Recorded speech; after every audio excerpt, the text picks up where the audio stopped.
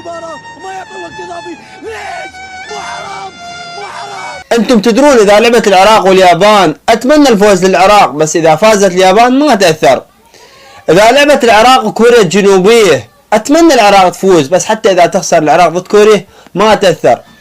اذا لعبت العراق وايران اتمنى الفوز للعراق، بس اذا فازت ايران عادي، اثنين بلد واحد. اتمنى اذا لعبت العراق واوزبكستان اتمنى العراق تفوز، بس اذا خسرت اوزبكستان ما تأثر ابدا. اذا لعبت العراق والسعودية اتمنى الفوز من كل قلب للمنتخب العراقي، بس اذا فازت السعودية اتأثر بشكل مو طبيعي. اذا لعبت العراق والامارات اتمنى الفوز للمنتخب العراقي بشكل مو طبيعي، بس اذا خسر المنتخب العراق والامارات اتأثر بشكل مو طبيعي. اذا لعبت العراق والاردن وفازت العراق افرح فرح بشكل مو طبيعي، بس اذا فازت الاردن على العراق هنا اتأثر بشكل مو طبيعي. اذا لعبت العراق والبحرين اتمنى الفوز من كل قلبي على البحرين، بس اذا فازت البحرين اتأثر بشكل مو طبيعي. انا قلكم من الدولة اذا لعبنا ضدها اتأثر، بس مو كلش قوي يعني. عمان دولة شقيقة للمنتخب العراقي، بس ذن الدول اللي ذكرتهن كلهن مستحيل وما اتمنى لهم الخير ابدا.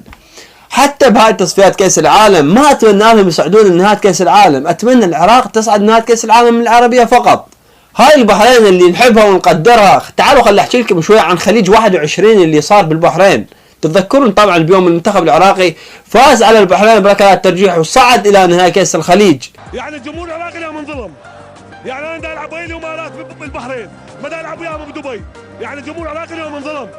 يعني هذا الجمهور العراقي اليوم كل الجمهور مالي برا، يعني انا داخل معي الجمهور الاماراتي والعراقي، يعني وهذا الملعب كله مقبط امارات، يعني كيف الظلم هذا؟ الامارات اكبر جمهور صراحة. على راسي الامارات ودبي وشيوخهم على راسي، بس هذا مو تنظيم، هذا حقي انا كجمهور. واحد من الجمهور ينزل يقعد يفتر بالملعب يضيع وقت، لعاب الاماراتيين يطلعون الكره برا. ليش؟ والله حرام، اللعبه كلها حلوه الا التخريب هذا ما حد يرضى عليه، والله حرام. 20 دقيقه العراق لعبوا عدل، العراق ما قصروا، لكن التخريب هذا حرام.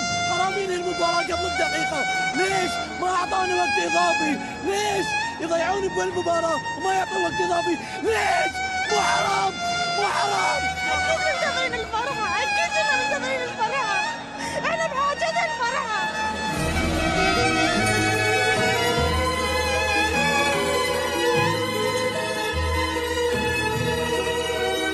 بنهائي كأس الخليج انتم تدرون جمهور المنتخب العراقي بقى قاعد برا، بقى قاعد بالشارع وعلى الرصيف، ما دخلوهم الى النهائي كأس الخليج. دخلوا 32,000 المن للامارات، وحتى البحرين دخلوا يشجعون الامارات. انتم تدرون لو لا؟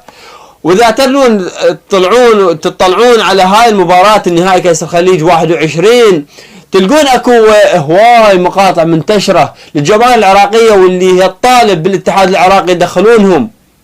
وحتى يونس محمود شهد على ذلك وقال الاتحاد البحريني لكرة القدم ما دخل الجماهير العراقية، واحنا جبناهم هنا وضيفناهم بلاش ودخلنا لهم، بس شنو العرب ما يستاهل. بس احنا بدون قلب، احنا قلبنا نظيف العراقيين ودخلناكم بلاش ومجانا، والملاعب وجمهوركم كله بلاش، واحنا دخلنا وياكم وشجعناكم.